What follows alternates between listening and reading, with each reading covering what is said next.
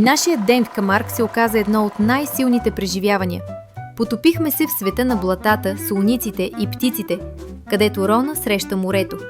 Посетихме местно ранчо, Манаде, и семейството Гардиенс ни разказа как отглеждат бикове и прочутите камаркски коне. Видяхме демонстрация по извеждане на стадо и научихме повече за местните игри с бикове, при които животът на животното не е застрашен. Завършихме с обяд в стил Камарк. По-късно се разходихме из Ек-Морт, впечатляваща средновековна крепост, създадена от Свети Луи като първото средиземноморско пристанище на Франция.